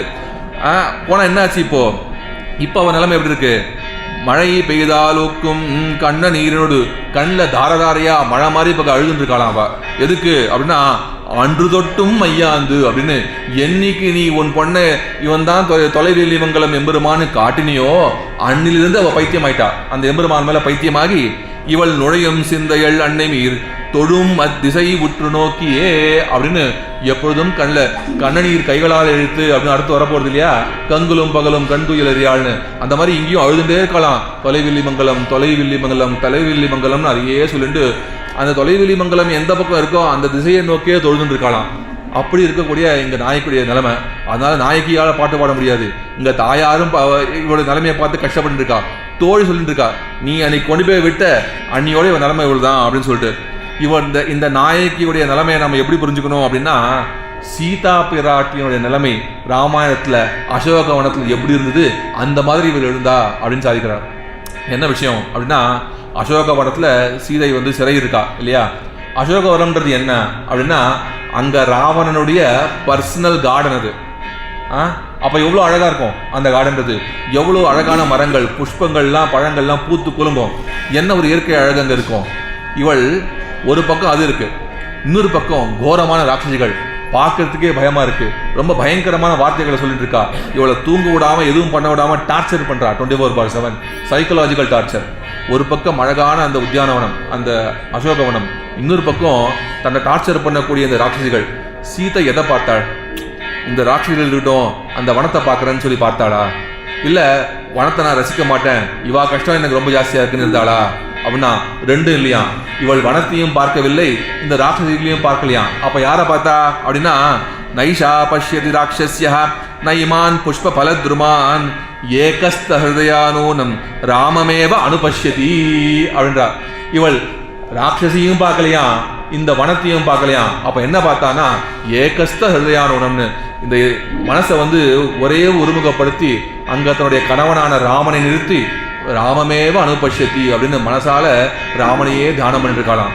அப்பேற்பட்ட அந்த கஷ்டத்துலையும் சம்சாரத்தில் சுகதுக்கங்கள் இருக்கக்கூடிய சம்சாரத்தில் அது ரெண்டுத்தையுமே மனசில் கலசாமல் எம்பெருமானே தியானிக்கப்படுகிற அந்த யோகிய நிலையை அங்கே வந்து பிராட்டி காட்டுறா இல்லையா, அதே நிலைமை இங்கே தொலைவெள்ளி மங்கலம்னு சொல்லிட்டு இங்கே திசை நோக்கி தொழுதுன்னு இங்கே நாய்க்கு இருக்கா அப்படின்னு காட்டுறா. அப்படி இங்கே தாயார் வந்து உருகி பாடின்னு இருக்கா. இந்த 5ஆம் பத்து தோழி பாடின்னு இருக்கா, இவள் நிலைமை என்ன அப்படின்னு சொல்லி. அதன் பிறகு 6ஆம் பத்து என்ன விஷயம் அப்படின்னா, இவள் எம்பெருமானுடைய அந்த விரகதாபத்தினால என் பொண்ணு இப்படி அழறாளேன்னு மேலே தாயார் பாசுரம் தான் போகிறது. என்ன விஷயம் அப்படின்னா, இந்த எம்பெருமான் வந்து இங்கே வராமல் இருக்கான், இவள் கணவன் இவளை வந்து சேர்த்துக்காமல் இருக்கான், அதனால என் பொண்ணு எதெல்லாம் இழக்கிறா தெரியுமா, எவ்வளோலாம் கஷ்டப்படுறா தெரியுமான்னு புலம்புறாளாம் எங்கள் தாயார். என்னன்னா, மாலுக்கு வைய மலர்ந்த மணாளருக்கு நீல கருநிற மேக நியாயருக்கு கோல செந்தாமரை கண்ணருக்கு என் கொங்கலர் ஏல குழலி இழந்தது சங்கே அப்படின்றார். இந்த பெண் எப்படி இருக்காளா, அந்த விரதாபம் முத்தி அவள் உடம்பே ஒல்லியாக போயிட்டான், எதுவும் சாப்பிட்றது இல்லை, உடம்பு ஒல்லியாக போய் எந்த அளவுக்குன்னா கையில் போட்டுட்டு இருக்க அந்த வளையல்கள்லாம் நழுவி கீழே விழுறான், அப்படி ஆயிட்டான். இப்படி சிங்காரத்தில் சொல்வா எப்படின்னா, மனைவிக்கு அந்த கணவனுடைய பிரிவு ஏற்பட்டது அப்படின்னா அப்படியே ஒல்லியாக போயிடுவாள் அந்த பெண். கணவனுடைய சேர்க்கை ஏற்படுத்து அப்படின்னா அவன் நன்னா புஷ்டி ஆவாளாம். அப்படிலாம் சிங்காரத்தை சொல்றா. இன்னைக்கு அது இருக்கான்லாம் தெரியாது, அடி என்ன கேட்கறது சொல்வா. அப்படி அழகா கதையெல்லாம் சொல்வா. ஒரு கணவன் இருக்கானா, அவன் நன்னா மனைவியோடு இருக்கும்போது வியாபாரத்துக்காக வெளியூர் போகணுன்ற மாதிரி இருக்கானா. இவை போகக்கூடாதுன்னு நிற்கிறா, ஆனால் போயே ஆகுவேன், வேற வழி கிடையாது, போகணும்னு நிற்கிறான். இவன் என்ன நினைச்சான்னா, எப்படியாவது இவனை தடுத்துடலான்னு நினைச்சிருந்தான். ஆனால் தடுக்க முடியல. கடைசியில் கதவை திறந்து, யாமி நான் போயிட்டு வரேன் பபாய் அப்படின்றான். யாமின்னு உடனே இவளுக்கு புரிஞ்சு போச்சு, நிச்சயமா வரமாட்டான், போயிடுவான் போல இருக்குன்னு சொல்லிட்டு அப்படியே பார்த்தா திடீர்னு துபுன்னு கேட்கறது. என்ன ஆச்சுன்னு கணவன் பார்த்துறான். என்னடா சத்தம்னு பார்த்தா அப்படியே டப்புன்னு அப்படியே பலூன்ல காத்துறின மாதிரி அப்படியே ஒல்லியாயிட்டான் அவ. ஐயோ என்னோட கணவன் என்னை விட்டு போறானே அப்படின்னு இவள் கை வளைன்றது இவள் ஒட்டியான மாதிரி ஆயிட்டான். எல்லாம் கழண்டு விழுதான், வங்கி கழண்டு விழுது, ஒட்டியானம் கழண்டு விழுது, அப்படி எல்லாம் கழண்டு விழுந்துருக்கான். இவனுக்கு பயந்துட்டான். ஐயோ என்ன இவன் நிலைமை இப்படியா எடுத்து, நீ இப்படி விட்டான்னா போயிட்டு வரதுக்குள்ள இவள் இருப்பாளா இல்லையான்னு தெரியலையே அப்படின்னு சொல்லி, சரி வேணா இவளை காப்பாத்தலான்னு சொல்லிட்டு நயாமி அப்படிங்கிறான். நயாமி அப்படின்னா நயாமின்னா என்ன அர்த்தம்னா, 2 அர்த்தம். ஒன்று ஒரு சாதாரண அர்த்தம், இன்னொன்று விசேஷ அர்த்தம். நயாமின்னா நயாமி நான் போக மாட்டேன்னு சொல்றான். நயாமின்னா ஒன்னை கூட்டிட்டு போறேன் அப்படின்னு இன்னொரு அர்த்தம். அவள்தான் இன்னும் ஜாலியாக போயிடுது இல்லையா. ஆஹா நம்ம ஆத்துக்காரோட வெளில போறோம் ஜாலி அப்படின்னோடனே அப்படி ஒல்லியானவள் திடீர்னு புஷ்டி ஆகிட்டான். டப்புன்னு எல்லாம் விடிக்கிறான். என்னன்னா இப்போ வளையல்கள் வந்து சைஸ் பத்தாம விடிக்கிறான், வளையல்களும் ஒட்டியானமும் எல்லாமே. அப்படி நாயகியோட நிலைமைன்றது அப்படி இருக்குமா. கணவனை பிரிந்தால் ஒல்லியாருது இந்த அப்படின்னு சொல்லிட்டு என்னுடைய மகள் இப்படி தன்னுடைய வளையலை இழந்து நிற்கிறாளே அப்படின்னு வருத்தப்படுறா. அப்படி ஒவ்வொன்றா வந்து எப்படிலாம் எழுந்துருக்கா அப்படின்னு சொல்றா. இங்க வந்து விஷயம் என்னன்னா, இந்த மாதிரி தன்னுடைய ஆசிரியர்களுடைய அகங்கார மமகாரங்களை பெருமாள் எப்படி எடுத்துக்கிறான் அப்படின்னு இங்க காட்டக்கூடிய முக்கியமான குணம் இந்த பதிகத்துலன்னு சொல்றா. அப்படி ஒவ்வொன்றுக்கும் அப்படி சொல்லலை, இங்க வந்து தோணித்து ஞாபகம் சொல்றேன். அப்படி இருக்கக்கூடிய இந்த இப்போ தாயார் இன்னொரு அடுத்த பதிகம், இதுதான் முக்கியமான ஒன்னும் சோறு பருகு நீர் தின்னும் விட்டலை பதிகம். இந்த பதிகத்திலையும் தாயார் தான் புலம்புறா. இங்க என்ன சங்கதி அப்படின்னா, இங்க இன்னும் ரொம்ப மோசம் நிலைமை. என்ன எடுத்து அப்படின்னா, இந்த பொண்ணோடைய நிலைமை ரொம்ப மோசமா இருக்கு. எப்ப என்ன பண்ணணும்னு தெரியாது, இவ்வளோ க்ளோஸா வாட்ச் பண்ணி காப்பாற்றணும் அப்படின்றான். காப்பாற்றுறதுக்கு என்ன பண்ணணும் அப்படின்னா, இவளை பக்கத்துலேயே தன் பக்கத்துலேயே படுக்க வச்சுருக்கா. தன் பக்கத்துலேயே படுக்க வச்சுட்டு இவளை வந்து காப்பாற்றணும்னு பார்க்குறா. இப்போ அவளையே பார்த்துட்டு இருக்கா. ஒரு செகண்ட் கண் அசர்றா. கண் அசர்ந்து எழுந்து பார்த்தா காணோம், பொண்ணை காணோம், எங்கே போனான்னு தெரியல. அப்படி எழுந்து பார்க்குறா. அப்போ என்ன பண்ணோம், பயப்படணும் இல்லையா, என் பொண்ணு எங்கே போனான்னு தெரியலையே, என் பொண்ணு எங்கே போனான்னு தெரியலையே அப்படின்னு பயப்படணுமோ இல்லையோ. தாயார் பயப்படலையா. அவள் சொல்கிறா, உண்ணும் சோறு பருகு நீர் தின்னும் வெற்றிலையும் எல்லாம் கண்ணன் எம்பெருமான் என்றென்றே கண்கள் நீர் மல்கி மண்ணினுள் அவன் சீர் வளம் மிக்கவன் ஊர் வினவி தின்னம் என் இளமான் புகுமூர் திருக்கோளூரே அவன்டா. எனக்கு என்ன பயம், இப்போ அவன் எங்கே போயிருப்பா, தன்னுடைய கணவன் தன்னை வந்து பார்க்கணும்னு வெயிட் பண்ணிட்டு இருந்தா, அவன் வரவே இல்லை. இப்போ தன் கணவன் எங்கே இருக்கான் அப்படின்னு தெரிஞ்சுட்டு இப்போ திருக்கோளூரில் இப்போ பெருமாள் இருக்கான் அப்படின்னு தெரிஞ்சுட்டு திருக்கோளூரை பார்த்து போக போயிருப்பா. தின்னம் எனக்கு ஒரு சந்தேகமே கிடையாது, நிச்சயமா என் பொண்ணு திருக்கோளூர் நோக்கி தான் போயிருக்கா அப்படின்றா. உண்ணும் சோறு பருகு நீர் தின்னும் வெற்றிலை எல்லாம் கண்ணன். இவரோட நிலைமை எப்படி இருக்குன்னா, இவளுக்கு தாரகம், போஷகம், போக்கியம் எல்லாமே பெருமாள் தான் அப்படின்னு வாசுதேவ சர்வமிதி சகாத்மா சுதுர்லபா அப்படின்னு கண்ணன் யாரை சொல்றானோ அப்பேற்பட்ட நிலைமையில எல்லாமே கண்ணனா இருக்கக்கூடிய இந்த பெண் எங்க போறா? எல்லாமே கண்ணன் இருக்கக்கூடிய பெண் எங்க போறா? கண்ணன் இன்னைக்கு தான் போவா. கண்ணன் இப்ப எங்க இருக்கான்? திருக்கோளூர்ல இருக்கான். தன்னை கணவனுடைய தேடி போயிட்டு இருக்கா அப்படின்னு இவள் கிளம்பி போனதை பத்தி தாயார் பாடுறா. இங்க ஒரு 2 நிமிஷம் எடுத்துட்டு ஒரு அழகான ஐதிஹ்யம் மட்டும் இருக்கு, அதை மட்டும் விண்ணப்பிக்கிறேன். எனக்கு டைம் ஆயிடுச்சுன்னு நினைக்கிறேன். என்ன விஷயம்னா, இந்த பாசுரத்துக்கு ஆளவந்தார் அர்த்தங்களை சாட்சிருக்கார், காலக்ஷேபம் சாட்சிருக்கார். யோசிச்சு பாருங்க, ஆளவந்தாருடைய காலக்ஷேப கோஷ்டி எப்படி இருக்கும்? ஆளவந்தார் திருவாய்மொழிக்கு அர்த்தம் சொல்லிட்டு இருக்கார். யாரெல்லாம் கேட்பா? அங்க பெரிய நம்பிகள், திருக்கோட்டியூர் நம்பிகள், திருமாலை ஆண்டான், திருமலை நம்பிகள், எத்தனை பெரிய மகான்கள் எல்லாரும் அவர் கோஷ்டில இருந்து இந்த அர்த்தங்களை கேட்டு இருக்கா. அப்பேற்பட்ட சமயத்துல அங்க ஒருத்தருக்கு ஒரு சந்தேகம் வருதான். இங்க பராங்குச நாயகியுடைய தூங்கிட்டு இருக்கும்போது, தாயார் தூங்கும் போது கிளம்பி போயிட்டா. தனியா போன பெண்ணை பத்தி தாயார் கவலைப்படுற மாதிரி பயப்படுற மாதிரி தெரியலையே. சரி, அது இருக்கட்டும். இன்னொரு இடத்துல பரகால நாயகி திருமங்கை ஆழ்வார் அவர் என்ன சொல்றான்னா, அவள் தன்னுடைய அன்னையோட தாயோட இருக்கும்பொழுது, அவள் இருக்கும்போதே அவன் தன் கணவனோடு போறா. அற்புதமான பாசுரம். கல்வன் கொல்யானறியேன் கரியான் ஒரு கால வள்ளி மருங்கொல் எந்தன் மடமான போத என்று வெள்ளி வலை கைப்பற்ற பெற்ற தாயாரை விட்டகன்று அல்லலம்பூங்கழனி அணியாலி புகுவர்களோ அப்படின்றார்.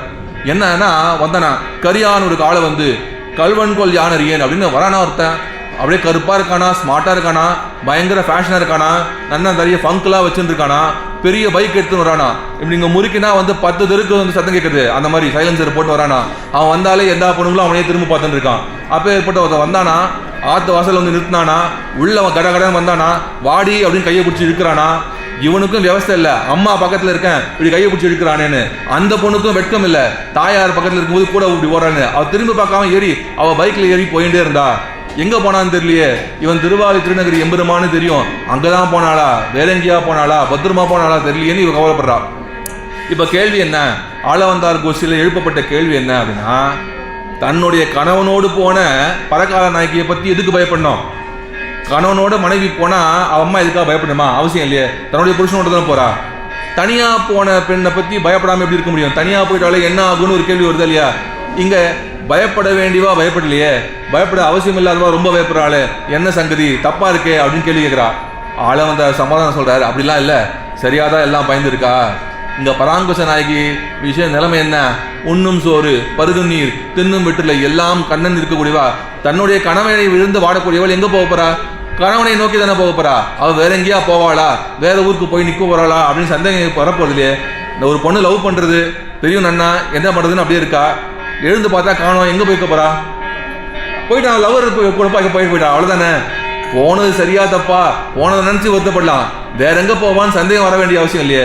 அவன் அங்கதான் போயிருக்கா அப்படின்றது இப்ப நிலைமை. அதனால இங்க பராங்குச நாயகியுடைய தாயார் பயப்பட வேண்டிய அவசியம் இல்லை.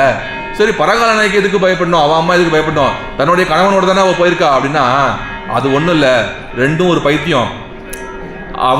இவளுக்கு அவன் மேல பைத்தியமா, பெருமாள் மேல பரகால நாயகிக்கு. அவனுக்கு திருவாலியம் பெருமானுக்கு பரகால நாயகி மேல 10 மடங்கு பைத்தியமா. இப்படி ஒண்ணுக்கு ஒண்ணு காதல் பைத்தியத்துல இருக்கு. இப்ப இவர்கள் பைக்கை வேற எடுத்துன்னு போயிருக்கா. இவனை இம்ப்ரெஸ் பண்ணோன்னு அவன் எங்க போறானோ, வீலி பண்ணிட்டு எங்கேயாவது உள்ள போனா என்ன பண்றது? இல்ல உனக்கு அந்த இடத்த காட்டுறேன் இந்த இடத்த காட்டுறேன்னு சொல்லி போனா என்ன பண்றது? ஏன்னா ஒருத்தருக்கும் ரோட்ல கவனம் இல்ல, அவனுக்கு இவள் மேல கவனம், இவளுக்கு அவன் மேல கவனம். ரோட்ல கட்டி பிடிச்சின்னு போயிட்டு இருக்கா. இவன் எங்க போவான்னு யாருக்கு தெரியும்? திருவாலிக்கு தான் போனாளா, இல்ல எதையோ பேசின்னு எங்கேயோ போயிடாளா? இந்த பக்கம் இலங்கையில ராவணன் இருக்கான், அந்த பக்கம் மதுரையில கம்சன் இருக்கான், இவளை சுத்தி ஆபத்து இருக்கே, அதெல்லாம் எங்கேயோ போய் மாட்டிக்க போறதுக்குள்ளே பயமா இருக்கே, திருவாலிக்கு தான் போனாலான்னு தெரியலையேன்னு அந்த தாயார் பயந்ததும் நியாயம், இந்த தாயார் பயப்படாம இருந்தது நியாயம் அப்படின்னு ஆச்சரியமா காட்டுறா. அடி எனக்கு இன்னும் எவ்வளவு நிமிஷம் இருக்கு? 7 நிமிஷம். இந்த மாதிரி தாயார் உடைய அனுபவம் அப்படி போயின்னு இருக்கு. அடுத்து பொன்னுலகாளிரோ அப்படின்னு சுருக்கமா சொல்லிட்டு கடைசி பாசறதுக்கு வந்துடுறேன். பொன்னுலகாளிரோன்றது திருக்கோளூருக்கு போன இந்த பராங்குச நாய்க்கு ஒரு லெவலுக்கு மேல விரகதாபம் ரொம்ப முத்தி போய் தன்னால மேல போக முடியல, இதுக்கு மேல என்ன நடக்க முடியாதுன்னு சொல்லிட்டு அங்கிருந்தே பறவைகளை தூதி விடுறா. அது முக்கியமாக நம்ம தெரிஞ்சுக்க வேண்டிய அர்த்தம் என்ன அப்படின்னா, பொன்னுலக ஆளிரோ புவனி முழுது ஆளிரோ அப்படின்னு தூது அப்படின்னு சொல்லக்கூடிய இந்த பட்சிகள் யாரு? ஆச்சாரியர்கள். முதலே சொன்னேன் இல்லையா, இந்த ஆச்சாரியர்களுக்கு என்ன நாய் தன்னுடைய பக்தனோடு சேர்த்து இருக்கக்கூடிய அந்த ஆச்சாரியனுக்கு பெருமாள் இந்த உபய விபூதிகளும் நித்திய விபூதி லீலா விபூதி 5 minutes அடியன் தன்யோஸ்மி 2 விபூதிகளும் பெருமாளுக்கு இந்த ஆச்சாரியனுக்கே சொத்தாக பெருமாள் எழுதி வைப்பானா. அப்படிப்பட்ட பெருமை போற்றி உகப்பதும் புந்தியில் கொள்வதும் பொங்கு புகழ் சாற்றி வளர்ப்பதும் சற்றல்லவோ முன்னம் பெற்றதற்கே அப்படின்னு சுவாமி தேசிகன் சொல்ற மாதிரி நம்மை பெருமாளோடு சேர்த்து வைக்கக்கூடிய ஆச்சாரியனுக்கு எது கொடுத்தாலும் தகும் அப்படின்னு அப்பேற்பட்டவர்களுக்கு இந்த உபயோகபூதியும் சொத்து அப்படின்னு இங்கே காட்டுற முக்கியமான அர்த்தம். அதுக்கு அடுத்ததும் நீராய நிலனாய் அப்படின்னு இதை ஸ்கிப் பண்ணிட்டு கடைசியாக பதிகத்துக்கு வந்துடுறேன். இப்போ கடைசி பதிகத்தில் இந்த மாதிரி ஆழ்வார் ஆர்த்தியோட எவ்வளவோ சொல்லி பார்த்தோம், எவ்வளவோ கூப்பிட்டு பார்த்தோம், எம்பெருமான் வரல. ஏன்னா 9ஆம் தசகத்தில் ஆர்த்தியோட கை கூப்பிடுறாரு, அவன் காதில் விழுற அளவுக்கு இங்கேருந்தே கத்துறார். ஆனாலும் பெருமாள் வரலையே, இந்த பெருமாள் நம்ம கிட்ட வரணும்னா என்ன பண்றது அப்படின்னு யோசிக்க, நாண்யப்பந்தா வித்தியதே அயனாய அப்படின்னு வேதத்தை சொல்றது போல சரணாகதியை தவிர்த்து நமக்கு வேறு உபாயம் இல்லை. இவன் திருவடிகளில் சரணம் புகுந்தால்தான் இவனை அடைய முடியும், நமக்கு நாம் எதிர்பார்க்கக்கூடிய அந்த சம்ஸ்லேஷன் நமக்கு கிடைக்கும் அப்படின்னு தெளிந்து சரணாகதி பண்ணோம். எம்பெருமானுடைய அந்த திவ்ய மங்கள விக்கிரகத்திட்ட சரணாகதி பண்ணணும்னு ஆசைப்படுறா. எங்க பண்றது அப்படின்னா, பெருமாளுக்கு 5 விதமான ரூபங்கள் இருக்குன்னு சொல்றோம் இல்லையா, பரம், வியூகம், விபவம், அர்ச்சை, அந்தர்யாமின்னு சொல்றோம். இதுல பரரூபமும் சரி, விபவமும் சரி, அந்தர்யாமியும் சரி, வியூகமூர்த்திகளும் சரி நம்ம கணக்கு தெரியுமா? தெரியாது, நம்ம கணக்கு தெரிய போதில்ல. நாம அப்போ சரணாகதி எங்கே பண்ண முடியும் அப்படின்னா, அர்ச்சாவதாரத்தில் தான் பண்ண முடியும். அதுவும் எங்கே பண்ணுறது அப்படின்னா, அங்கே ஸ்ரீ வைகுண்ட விரக்தாய சுவாமி புஷ்கரணி தடே அப்படின்ற மாதிரி வைகுண்டத்திலிருந்து நமக்காக சௌலபியத்தோடு எழுந்திருக்கக்கூடிய அந்த திருவேங்கடவன் திருவடியில் தான் சரணாகதி பண்ணோம் அப்படின்னு கண்ணன் அடியினை எமக்கு காட்டும் வெறுப்பு கடுவினையர் இருவினையும் கடியும் வெறுப்புன்னு சுவாமி தேசிகன் கொண்டாடுறாரு. அந்த திருவேங்கடம் எம்பெருமான இடத்துல சரணாகதி பண்ணணும்னு முடிவெடுக்கிறார். ஆச்சரியமான பதிகம். அதில் முதல் 9 பாட்டு உலகமண்டு பெருவாயாலே ஆரம்பித்து 9 பாட்டு அவனுக்கு சரண்யனுக்கான லட்சணங்கள் எல்லாம் குணங்கள்லாம் அவனுக்கு இருக்குன்னு காமிச்சு 10ஆவது பாட்டில் ஆச்சரியமாக சரணாகதி பண்ண போகிறார். அந்த பாட்டு சொல்லி அர்த்தங்களை மட்டும் சொல்லி அடியன் முடிச்சுக்கிறேன். அகலகில்லே நிறையுமென்று அலர்மேல் மங்கை உரைமார்பா நிகரில் புகழாய் உலகம் மூன்றுடையாய் என்னை ஆழ்வானே நிகரில் அமரர் முனிக்கடங்கள் விரும்பும் திருவேங்கடத்தானே புகழ் ஒன்றில்லாடியேன் உன் அடிக்கீழ் அமர்ந்து புகுந்தேனே அப்படின்னு ஆச்சரியமான சரணாகதி.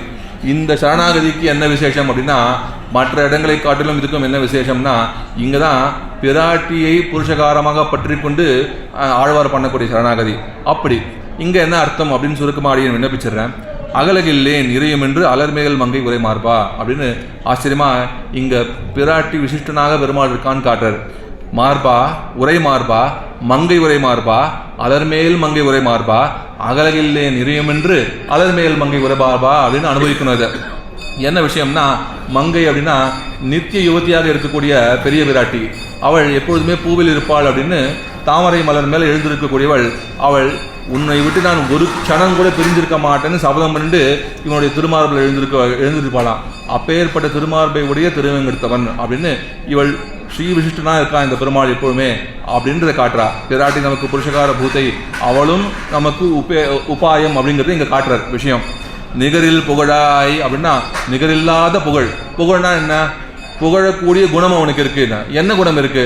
அவனுக்கு ஞானம் இருக்கு, பலம் இருக்கு, ஐஸ்வர்யம் இருக்கு. இதெல்லாம்னா அப்படின்னா இதெல்லாம் இல்லை. ஏன்னா இந்த குணங்கள்லாம் நம்மை நிகிரகத்திற்கும் உபயோகப்படும், அனுகிரகம் பண்றதுக்கும் உபயோகப்படும். இங்க ஆழ்வார் எதிர்பார்க்கறது அனுகிரகம் மட்டும்தான். அதனால இந்த குணங்கள்லாம் எதுவும் கிடையாது. எம்பெருமானுடைய காருண்யம், அவனுடைய வாத்சல்யம், அந்த குணங்கள் தான். நிகரல் புகழாய்னா அபரிமிதமான காருண்யத்தை உடையவனே அப்படின்னு சொல்றா. உலகம் மூன்றுடையாய் அப்படின்னு இவனுடைய சுவாமித்துவத்தை பரத்துவத்தை காட்டுறா. என்னை ஆழ்வானேன்னு 3 உலகத்துக்கும் சுவாமியா இருக்கலாம். ஆனா தாழ்ந்தவனான என்னையும் அருகில் அழைத்து எனக்கும் எனக்கும் உனக்கும் நான் தாண்டா சுவாமின்னு என்னை சேர்த்துன்ற பத்தியா அந்த சௌஷீல்யம், அந்த நீர்மையும் உனக்கு இருக்கு அப்படின்னு காட்டுறா. அப்புறம் என்னை ஆழ்வானே நிகரில் அமரர் முனிக்கணங்கள் விரும்பும் திருவேங்கடத்தானே அப்படின்னு சொல்லும்பொழுது அவனுடைய சௌலபியம் தெரியுது. முன்ன சொன்ன மாதிரி பரத்வ ரூபத்தில் நம்ம சரணாகதி பண்ண முடியுமா? பண்ண முடியாது. திருவேங்கடத்தானேன்னு இங்கே அவன் இறங்கினால்தான் அவனுக்கு சரணாகதி அவனத்துல பண்ண முடியும். அவனுக்கு சௌலபியம் காட்டப்படுறது. என்னை ஆழ்வானே அப்படின்னு நிகரில் அமரர் முனிக்கடங்கள் விரும்பும் திருவேங்கடத்தானே புகழ் ஒன்றில்லா அடியேன் உன் அடிக்கீழமர்ந்து புகுந்தேனே அப்படின்னு எனக்கு கார்பண்யம் வேறு புகழ் எதுவும் கிடையாது, உன் திருவடிகளே புகழ், உன் திருவடிகளே சரணம், எனக்கு வேறு உபாயம் கிடையாதுன்னு சொல்லி உன் அடிக்கீழமர்ந்து புகுந்தேனேன்னு அவன் திருவடிகளே சரணாகதி பண்றா. இப்படி ஆச்சரியமா இந்த அற்புதமான சரணாகதியை பண்ணி நமக்கும் சரணாகதி தத்துவத்தை காட்டி ஆழ்வார் 6ஆம் பத்து தலை கட்டுகிறார். அடியேன் நேரத்துக்கு முடிச்சிட்டேன்னு நினைக்கிறேன். அடியேன் கவிதார்க்கிக சிம்ஹாய கல்யாண குணசாலினே ஸ்ரீமதே வெங்கடேஷாய வேதாந்த குரவே நமஹா.